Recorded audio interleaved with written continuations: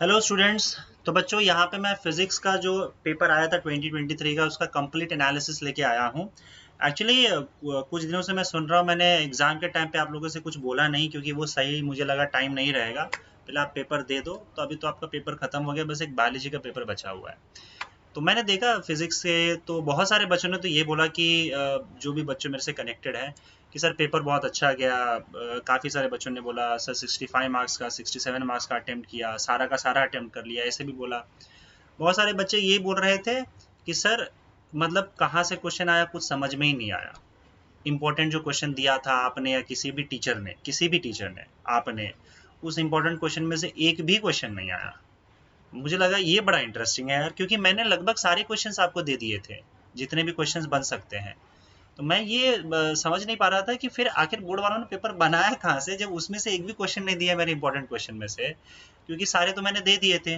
लगभग हर चैप्टर से एक आध क्वेश्चन मैंने खाली छोड़ा होगा, जो मुझे शायद लगा कि क्या पता चांसेस ना हो आने के। तो मैं डर गया, मैंने बोला कि जो मैंने एक आध छोड़ा था क्या वही क्वेश्चन डाल दिया क्या, बाकी 90% क्वेश्चन छोड़ दिए हैं। तो मैंने एनालिसिस किया है। अब देखो वैसा सिचुएशन नहीं है बच्चों, लगभग इंपॉर्टेंट वाले क्वेश्चन से ही बने हैं। प्रॉब्लम क्या है वो थोड़ा मुझे समझना पड़ेगा कि आप लोग को कहाँ प्रॉब्लम एग्जैक्टली आई है, क्योंकि ये चीज़ तो वैलिड पॉइंट नहीं होगा अगर आप बोलोगे कि सर एक भी क्वेश्चन इंपॉर्टेंट में से नहीं आए हैं। यही दिखाने के लिए मैं यहाँ पे वीडियो बना रहा हूँ और सारी चीज़ें मैं आपको डिटेल में बताऊंगा। अभी आपका एग्जाम हो गया, आपको कोई टेंशन लेने की ज़रूरत नहीं है। आपको चाहिए तो वीडियो आप नहीं भी देखो चलेगा।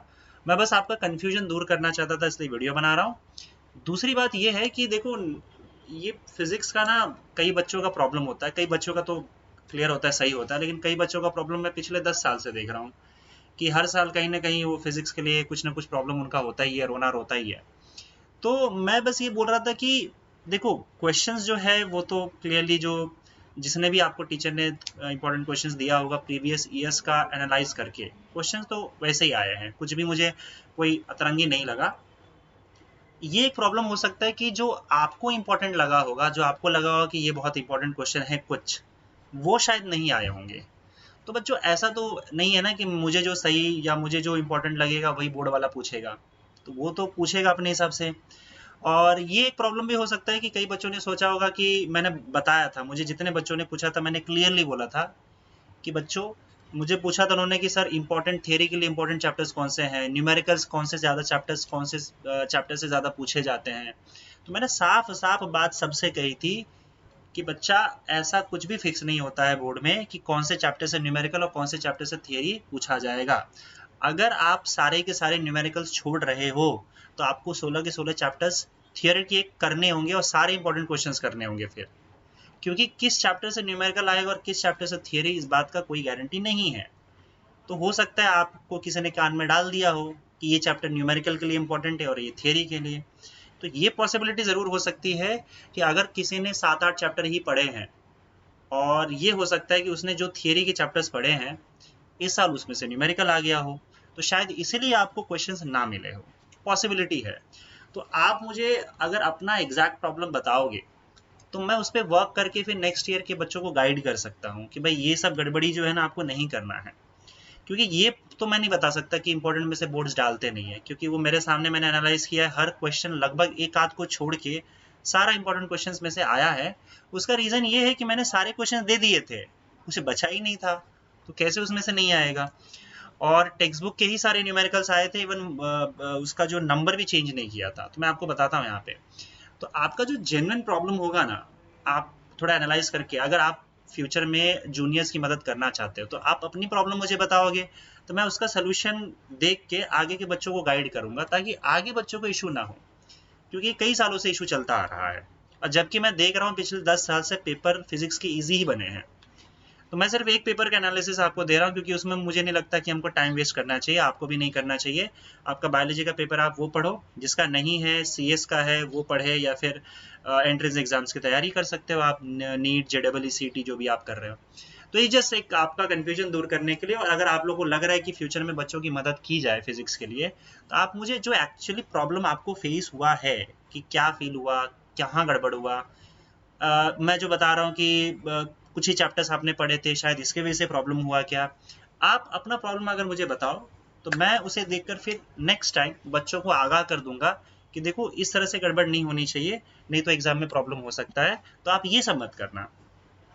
मेरी एक आध बात मैंने क्लियरली बोला था, कई बच्चों को मैं साल भर से बोल रहा हूँ, लेकिन तो भी उन्होंने नहीं सुना। मैंने उनको सीधा बोला कि बेटा टेक्स्ट बुक से ही क्वेश्चंस आते हैं, न्यूमेरिकल्स टेक्स्ट बुक के वैसे के वैसे क्वेश्चंस आते हैं, बस नंबर बदल देंगे। और इंटरेस्टिंगली इस पेपर में तो नंबर भी नहीं बदला, और ऊपर से 90% क्वेश्चन तो मैं देख रहा हूँ यहाँ पे सॉल्व एग्जाम्पल से डाला हुआ है, वैसा का वैसा उठा के सॉल्व एग्जाम्पल। टेक्स्ट बुक का सॉल्व एग्जाम्पल का आंसर आपको बस रट के भी चले गए होते ना तो पेपर लिख दिया होता। देखो अब यहाँ पे, अब देखो यहाँ पे इवन मैं बता रहा हूँ कि कौन से क्वेश्चन आप कर ले जाते हैं। यहाँ पे देखो सेक्शन ए में आप देखोगे तो ये यहाँ पे सीधा सीधा उन्होंने क्या पूछा है, मीन फ्री पाथ का फॉर्मूला पूछ दिया है। और मैं यहाँ पे अगर मेरे इंपॉर्टेंट क्वेश्चंस पे ध्यान दोगे, देखो ये वाला इंपॉर्टेंट क्वेश्चंस मैंने दिया हुआ था, kinetic theory of gases chapter 3 में पहला ही क्वेश्चन है, डिफाइन बोला है मैंने, mean free path with formula याद कर लो, और पहला न्यूमेरिकल ही वही आया है यहाँ पे, है ना। हाँ ये हो सकता है बच्चों कि मैंने जो डेफिनेशन मैंने ये बताया था कि मैंने जो डेफिनेशन में दिया है उसका 1 मार्क या 2 मार्क्स का क्वेश्चन बना के डाल सकते हैं, मैंने जो 2 मार्क्स का दिया है वो 2 क्वेश्चन मिला के 4 मार्क्स का बना सकते हैं। तो अब ये तो मैं थोड़ी ना बता पाऊंगा कि भाई कौन सा क्वेश्चन वो कहाँ डालने वाले हैं, इसका तो कोई सेंस ही नहीं है। तो किसी ने अगर ये भी किया रहेगा ना कि मेरे सारे 2 मार्क्स के क्वेश्चन याद कर लिए होंगे ताकि मेरा 2 मार्क्स का काम हो जाए, तो वो भी फंस गया रहेगा। तो आपके साथ क्या प्रॉब्लम हुआ है ना, वो एक्चुअल प्रॉब्लम आप मुझे बता दो, तो फिर मैं आगे के बच्चों को हेल्प कर पाऊँ, है ना। अब चलो ठीक है, बाकी अब देखो मैंने पहले ही बताया था, ये क्लियर बोला था कि एमसीक्यू आपके हाथ में रहेगा, वो मैं गैस नहीं कर सकता, पर फिर भी देखो उसमें से भी एक क्वेश्चन आप यहाँ सॉल्व कर सकते थे। और ये वाला यहाँ पे देखो बूलियन एक्सप्रेशन फॉर, ये किसका बूलियन एक्सप्रेशन है, तो आप यहाँ पे जाओगे तो मैंने यहाँ पे चैप्टर नंबर 16 में दे के रखा है। चैप्टर नंबर 16 में आप देखोगे तो देखो पहला क्वेश्चन ही क्या दिया है मैंने, draw schematic symbols and give the truth table for the following gates, give their Boolean expression. इन सब के बूलियन एक्सप्रेशन आप याद कर लो। तो आपको बूलियन एक्सप्रेशन दिया था, आपको बताना था कि भाई किसका बूलियन एक्सप्रेशन है, फिर ये भी न्यूमेरिकल हो जाता। तो वैसे ही आप सारे बाकी मैं मान लेता हूँ कि चलो आप आपके हिसाब से आप देख लेते हैं, पर ये 2 तो इंपॉर्टेंस ही मिल जाते हैं आपको। अब ये जो 2 ब्लू टिक किया है मैंने वो मैं आपको बाद में बताऊंगा, अभी के लिए मैं मान लेता हूँ। हाँ यहाँ एक जरूर गड़बड़ हुआ है कि सेक्शन ए का जो क्वेश्चन नंबर 2 है ये पूरा का पूरा नया डाल दिया था जो मेरे इंपॉर्टेंट क्वेश्चंस में नहीं था, ये इन्होंने टेक्स्ट बुक से बीच बीच से उठा के डाले हैं। तो बस इसका एक इशू हुआ है, ये जो आपका 8 क्वेश्चंस है इसका एक इशू हुआ है, पर उसमें से भी आप कुछ क्वेश्चंस कर सकते थे अगर आपने इंपॉर्टेंट क्वेश्चंस को अच्छे से पढ़ा है, तो ये मैं आपको बाद में बताऊंगा, या अभी बता देता हूँ। देखो what is the value of resistance for an ideal voltmeter. अब ये क्वेश्चन था कि how to convert moving coil galvanometer into voltmeter. उसमें पहली लाइन यहाँ पे अगर आपने वो आंसर पढ़ा होगा तो पहले लाइन उसमें क्या है कि अगर एक आइडियल वोल्टमीटर होता है तो उसका इनफाइनाइट रेजिस्टेंस होता है, आपको बस इनफाइनाइट लिख के आना था। फ्रिक्शन वाला केस था, हमको पता है कि अगर कर्व्ड बैंक रोड पे फ्रिक्शन नहीं होगा तो गाड़ी को आप मोड़ नहीं पाओगे, सीधा नो लिखना था। इसका एक और अल्टरनेटिव आंसर हो सकता है, पर खैर ठीक है आप नो भी लिख देते काम हो जाता। तो ये तो अगर आप इंपॉर्टेंट क्वेश्चंस किए होते ना तब भी ये 2 क्वेश्चन आप अटेम्प्ट कर ले जाते।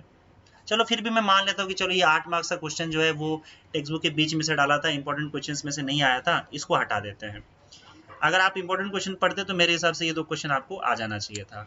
अब उसके बाद क्या, तो सेक्शन ए का तो इशू होता है, सेक्शन ए ऑब्जेक्टिव्स है, ऑब्जेक्टिव्स में बड़ी दिक्कत होती है, और यहाँ पे मैं थोड़ा सा हैरान जरूर हुआ क्योंकि एक भी डेफिनेशंस पूछे नहीं गए थे, ठीक है। तो सेक्शन ए में तो देखो जो आपके ऑब्जेक्टिव्स होते हैं उसका मतलब इंपॉर्टेंट क्वेश्चंस तो नहीं बना पाओगे क्योंकि वो बीच बीच में से पूछ लेते हैं।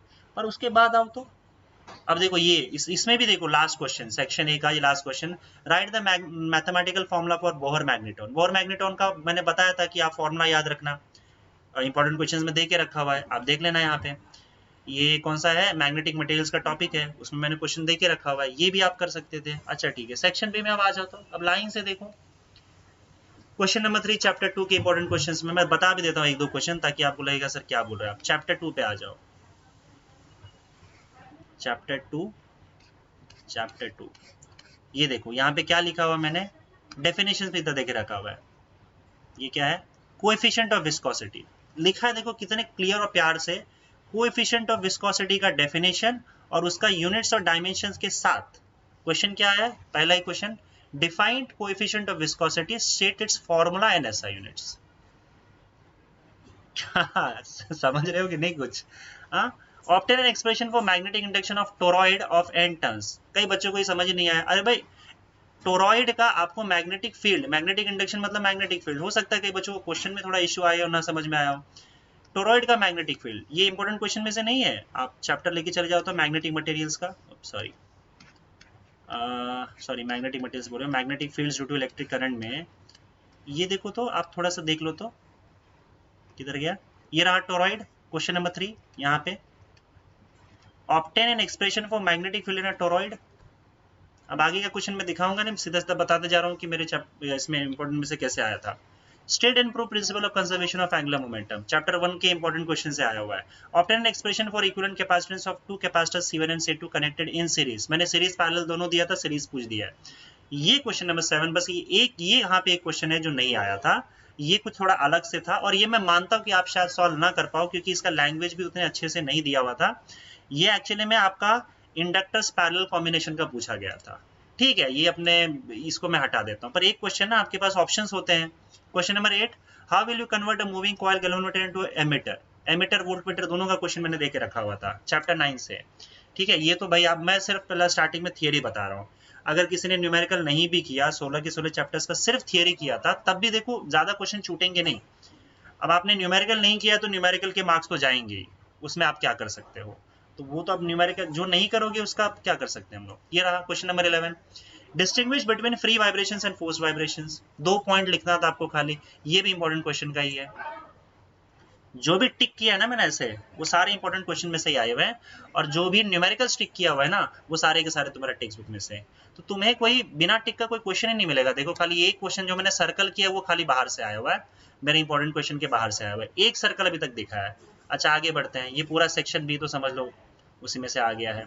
अब सेक्शन सी पे आते हैं, derive laws of reflection of light using Huygens principle. Huygens principle question number, एक सेकेंड ना, ये आपका चैप्टर नंबर 7 पे आ जाते हैं। अब इसमें एक थोड़ा गड़बड़ मैं मानता हूँ क्या हुआ था, लेकिन अब इतना कैसे 100% आप एक्यूरेट सब बता दोगे। इसमें मैंने क्या दिया था, क्योंकि इसमें कैसा ना कि लास्ट मैंने भी प्रीवियस ईयर के क्वेश्चंस को एनालाइज किया था, तो उसमें मैंने देखा था कि रिफ्लेक्शन का सिर्फ डायग्राम आया था। अभी यहाँ पे देखो मैंने क्वेश्चन डाल के रखा है कि ये देखो question number 7, draw neat level diagram of reflection of light from a plane reflecting surface on the basis of wave theory.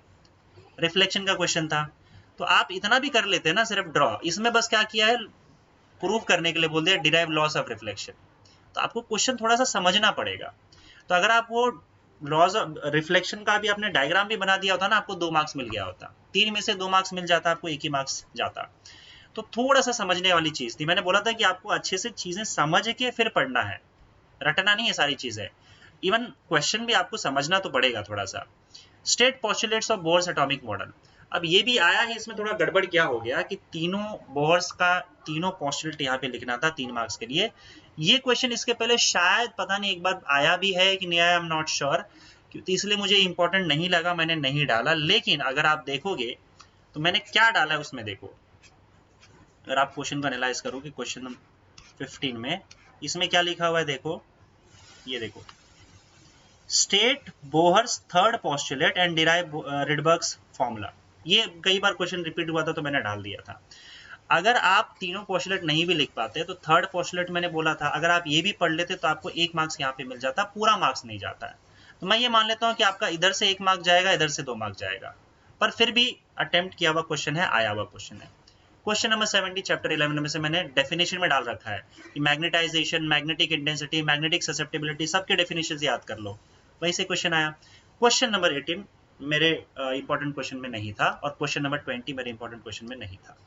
तो थोड़ा सा सेक्शन डी में 2 क्वेश्चंस का और यहाँ पे थोड़ा 1-2 मार्क्स का गड़बड़ हुआ है, बाकी वही आया। बाकी देखो अभी क्वेश्चन नंबर 19 देख लो, चैप्टर नंबर 9 से आया। क्वेश्चन नंबर 21 डिफरेंशियल इक्वेशन, और उसके बाद फिर वेलोसिटी एक्सेलरेशन का आपको डेरिवेशन करना था, ये ऑसिलेशन के चैप्टर से, ये भी मेरे इंपॉर्टेंट क्वेश्चन में से आया हुआ है, क्योंकि कई बार रिपीट हुआ है बोर्ड्स में, राइट। तो भाई 2 क्वेश्चन का गड़बड़ सेक्शन डी में, बाकी तो पूरा आया हुआ है, और इसमें से पार्शियल मार्किंग आप मान सकते हो। सेक्शन डी पे आ जाओ। सेक्शन डी पे तो भाई सारे क्वेश्चन खाली लास्ट का छोड़ के आया था। ये चैप्टर नंबर 3, चैप्टर नंबर 12 से, क्वेश्चन नंबर 29 चैप्टर नंबर 4 से, क्वेश्चन नंबर 30 चैप्टर नंबर 2 से, खाली ये लास्ट का एक क्वेश्चन नहीं आया हुआ है, तो अब क्या सारे के सारे पूरा क्वेश्चन पेपर ही आपको मैं दे देता या कोई भी टीचर नहीं दे पाएगा। कोई भी टीचर अगर प्रीवियस ईयर के क्वेश्चंस को एनालाइज करके बनाया है तो यार आने तो है ही क्वेश्चन उसमें से। बोर्ड वाला कहाँ से बाहर से थोड़ी ना बना देगा, आउट ऑफ सिलेबस थोड़ी ना डाल देगा वो। अच्छा बात करते हैं न्यूमेरिकल्स की। मैंने साफ साफ बोला था इवन अगर आप सॉल्व एग्जाम्पल भी करके जाओ, सॉल्व एग्जाम्पल से बहुत क्वेश्चन पूछते हैं। मैंने बार बार रिपीट किया हुआ है चीज, सॉल्व एग्जाम्पल कर लो, सॉल्व एग्जाम्पल कर लो एटलीस्ट। उसमें से भी सिर्फ वो चीजें करना जो सिंपल दिखे, और सिंपल फॉर्मूले ही आए थे। अभी देखो मैं आपको बता रहा हूँ। सेक्शन बी से स्टार्ट करते हैं। तो सेक्शन बी में आप देखो क्या था, ये देखो क्वेश्चन नंबर 9, 100 ओम रेजिस्टेंस। अब ध्यान से देखना, अब इसका मैं आपको बता रहा हूँ कि ये टेक्स्ट बुक के पेज नंबर 297 का सॉल्व एग्जाम्पल है, एग्जाम्पल 13.7 चैप्टर 13 का, यहाँ पे बना के रखा हुआ है। आप देखो नंबर तक नहीं बदला है, 100 ओम 220 वोल्ट 50 हर्ट्ज। देखो 100 ओम 220 वोल्ट 50 हर्ट्ज। पूछा क्या गया, आरएमएस वैल्यू करंट का और नेट पावर फुल साइकिल के लिए पूछा क्या गया, what is the RMS value of current और नेट पावर फुल साइकिल के लिए। आपको करना क्या था कि देखो ये जो दो लाइन है ना, इसको रट लेना था ऐसे ही और उठा के डाल देना था वहां पे, आपके 2 मार्क्स हो गए। बस रट लेना था, कुछ करना भी नहीं था, इतना सिंपल क्वेश्चन है। 220 डिवाइडेड बाय 100 और यहाँ पे E R M S into R M S सीधा। अगला क्वेश्चन देखो ये वाला, सॉरी ये देखो यहाँ पे क्या हो रहा है भाई, ये रहा चैप्टर 5 ऑसिलेशन का पेज 126 5.12 का सॉल्व एग्जांपल। ये देखो ये रहा क्वेश्चन, बस इतना था, 4-5 लाइन, इसको याद करना था, रख देना था। तो यहाँ पे 5.12 एग्जांपल ऑसिलेशन का सीधा सॉल्व एग्जांपल पूछा गया है। अगला क्वेश्चन देखोगे, देख लो compare the rate of loss of heat, again solve example, सारे के सारे सॉल्व एग्जांपल देके रखे हुए। ये देखो compare the rate of loss of heat. Text book के पेज नंबर कहाँ गया, पेज नंबर 3 पे जाओ, सॉरी चैप्टर नंबर 3 पे जाओ, पेज 72 पे जाओ। 3.8 का एग्जाम्पल है, सॉल्व एग्जाम्पल है, बस ये पूरा याद भी कर लेते हैं, लिख देते हैं। सारे सॉल्व एग्जाम्पल आप रट भी लोगे, याद भी कर लोगे, तब भी काम हो जाएगा। हालांकि रटना सही नहीं है, अगर आप थोड़ा सा दिमाग लगाओगे अच्छे से, अगर समझ लोगे ना तो बहुत आसान हो जाएगा। और उसके बाद फिर क्या था बताओ बाकी। अब ये देखो, an ideal mono atomic gas is adiabatically compressed. ये क्वेश्चन आपका सीधा सीधा थर्मोडायनेमिक्स का था, वो भी पीछे टेक्स्ट बुक के पीछे ही था, खाली ये अनसॉल्व है। ये देखो यही क्वेश्चन था आपका, कुछ भी क्वेश्चन बाहर से नहीं। अब मैं डायरेक्टली सारी चीजें बताऊंगा नहीं कहाँ कहाँ है, आपको मैंने लिख के रख दिया है यहाँ पे। देखो chapter 15 page 343 question number 19 unsolved example. ये क्वेश्चन, ये चैप्टर 15 का क्वेश्चन है। आपको इसमें से क्या करने थे, अगर आपने थियरी पूरा अटेम्प्ट कर लिया है, एक थियरी मिसिंग था यहाँ पे जो नहीं आया हुआ था, तो आपको क्या करना था, इसमें सारे देखो ऑप्शंस मिल गए न्यूमेरिकल्स में। अब न्यूमेरिकल्स भी नहीं करोगे और सारे के सारे चैप्टर्स भी नहीं करोगे, उसमें से भी इंपॉर्टेंट क्वेश्चंस ही करोगे और उसमें से भी कुछ क्वेश्चन छोड़ दोगे, तो फिर पेपर में कहाँ से क्वेश्चन मिलेगा बच्चों बताओ। तो अगर वैसा हुआ है तो ठीक है, अगर कोई दूसरा प्रॉब्लम है तो आप मुझे बताओ फिर कमेंट सेक्शन में कि क्या एग्जैक्ट प्रॉब्लम हुआ है। सेक्शन सी का देखो न्यूमेरिकल्स, सारा टेक्स्ट बुक से 22 text book, 23 text book, 24 text book, 25 text book, 26 text book, solve solve unsolved solve, वैसा का वैसा जो का तो लिखना था। और वो भी छोटे छोटे, बहुत ज्यादा कॉम्प्लिकेटेड क्वेश्चंस नहीं, जो इजीली आ जाए आंसर जिसका। सेक्शन डी में आ जाओ, सेक्शन डी का सिर्फ एक न्यूमेरिकल, वो आपका बाहर से आया हुआ था, बाकी सब फिर से कहाँ टेक्स्ट बुक से ही था। एक खाली क्वेश्चन मुझे बाहर मिला और एक क्वेश्चन मुझे यहाँ पे मिला जो टेक्स्ट बुक का ही था, बस उन्होंने नंबर बदल दिया था और क्या पूछा है वो बदल दिया था, है वो टेक्स्ट बुक का ही। सिर्फ यहाँ पे नंबर 6.3 इंटू 10⁹ समथिंग था, यहाँ पे नंबर है। और डी के कॉन्स्टेंट है, उसमें शायद हाफ टाइम पूछा गया है, जबकि एक पता चला तो दूसरा आपको मिल ही जाएगा। तो बस ये एक क्वेश्चन बाहर से आया हुआ था न्यूमेरिकल का, अभी 2 मार्क्स का, बाकी पूरा आपका सॉल्व एग्जाम्पल। तो आप देखो थोड़ा सा, अगर मान लो इसका ज्यादा टेंशन मत लेना भाई, आप हो गया तो हो गया। इनकेस अगर आप आगे आपको लग रहा है कुछ कंफ्यूजन है तो आप दूर कर सकते हो इस एनालिसिस से, नहीं तो आप अपनी प्रॉब्लम मुझे बताओ जो एग्जैक्ट प्रॉब्लम है, जिससे मैं आगे के बच्चों को हेल्प कर पाऊँ। और कुछ नहीं, मेरा पर्पस बस इतना ही था। बाकी आई अंडरस्टैंड कि थोड़ा सा बच्चे बहुत परेशान थे और पेपर नहीं गया था तो परेशान होते हैं, पर मैंने आपको ये बात भी बताया है कि पेपर से परेशान नहीं होना है बच्चों। ये एग्ज़ाम और ये पेपर जो है ये आपकी ज़िंदगी डिसाइड नहीं करती है। आप खुद को कैसा ना कि इन सारे सिचुएशन के थ्रू खुद को मैच्योर और स्मार्ट बनाते जाओ, ठीक है। चीज़ों से भागना नहीं है।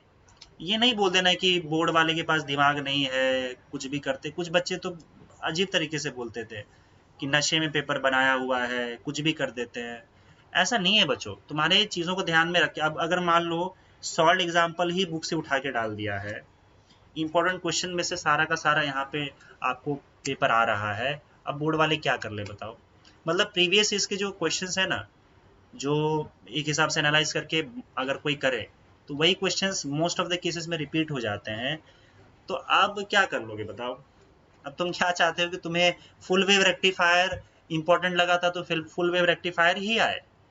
ऐसे तो नहीं होता है ना। उनके पास तो बहुत बहुत बड़ा सिलेबस है, तो बहुत बड़े सिलेबस में से कुछ ना कुछ तो वो अलग करेंगे ही, थोड़ा बहुत तो यहाँ वहाँ करेंगे, है ना। तो हमको खुद को चीज़ों का एनालाइज करना है और देखना है कि हम अब इससे कैसे खुद को स्मार्ट बना सकते हैं। कहाँ प्रॉब्लम हुआ है उसे थोड़ा सा देखो और टैकल करो कि मैं क्या सही कर सकता था। खुद पर ध्यान दोगे तो और मज़ा आ जाएगा। बाकी देखो ब्लेम डालने के लिए तो है ही, टीचर ने ढंग से पढ़ाया नहीं मुझे, कॉलेज वालों ने बहुत तंग किया है। मैं बता देता हूँ ना, जो भी हो, इवन अगर ये सही भी है ना, तो भी आपको ये देखना था कि अगर कॉलेज वाले मुझे तंग कर रहे हैं तो क्या मेरे पास कोई ऑप्शन था बचने का कि मैं किसी तरीके से बच जाता। घर वालों ने बहुत प्रेशर डाल दिया, इंपॉर्टेंट कुछ भी बकवास दे के लगते रहो कि इंपॉर्टेंट पे भरोसा ही नहीं रहा, या मैं मत बोलो भरोसा भी मत करो। देखो टीचर का काम आपको क्वेश्चन पेपर में क्या आने वाला है ये दे देना, ये टीचर का काम नहीं है। टीचर का काम क्या है, आपको अच्छे से पढ़ाना। ये सारे काम तो आपके हैं कि कैसे मैं कहाँ कैसे करूँ। अगर ये टीचर ये काम आपको नहीं भी करके देता है ना इंपॉर्टेंट क्वेश्चन वाला, या उसका आया नहीं आया, तो इसका कोई सेंस नहीं बनता। आप टीचर की थोड़ी जिम्मेदारी है कि बोर्ड में क्या क्वेश्चन आने वाला है वो आपको बताए। टीचर की जिम्मेदारी तो पढ़ाने का है। तो अगर उसने ढंग से पढ़ाया है तो उसका काम हो गया है, ठीक है। तो जो कुछ भी प्रॉब्लम है, नहीं पढ़ाया अच्छे से, बोर्ड वालों को पेपर सेट करना नहीं आता है, बच्चों के बारे में नहीं सोचते हैं, पेरेंट का प्रेशर है, इसका है उसका है, ये है वो है, इन सारी चीज़ों को अगर एक बार दूर रख दो और ये देखो कि यार मैं क्या कर सकता था और मेरे से क्या गड़बड़ी हुई। अब जो हुआ उसको छोड़ दो, पर उसे ध्यान में रखकर तब तुम आगे कोई काम करने जाओगे ना, तो तुम ये देखोगे कि चलो यार, मतलब मैं क्या सही कर सकता था। ये बात ध्यान में रखोगे तो आगे का काम आप अच्छा करोगे और खुद के काम पे फोकस करोगे कि हाँ मुझे इस तरीके से सही काम करना है और सही स्टेप ले पाओगे। तो भला तो आपका ही होगा, है ना। बाकी कोई टेंशन वाली बात नहीं है, जो हुआ जैसा हुआ उसको अब साइड में रखो। अब आगे की अपनी लाइफ की जो जर्नी है उसे कंटिन्यू रखो। आगे लाइफ में बहुत सी ऐसी चीज़ें आने वाली है, बहुत सी अच्छी अच्छी चीज़ें आएंगी, हो सकता है कुछ रुकावटें भी आएंगी, पर आपको स्ट्रांग बन के वहाँ पे चल के आगे सारी चीज़ों को पार करना है, ठीक है। चलिए ऑल द बेस्ट आगे के लिए, थैंक यू।